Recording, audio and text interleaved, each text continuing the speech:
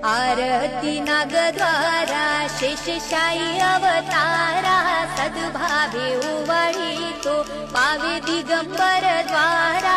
आरती नागद्वारा मेरूच्या शिखरी जडले सिंहासन भारी, त्यावर बैसुनिया सृष्टी रचली सारी। आरती नागद्वारा श्रीराम अवतारी बंधु लक्ष्मण होशी, पाळली राम आज्ञा पूर्ण कार्य तू करशी। आरती नागद्वारा श्रीकृष्ण अवतारी ज्येष्ठ बंधु बळीराम, प्रताप थोर होतो जगी मिळविले नाव।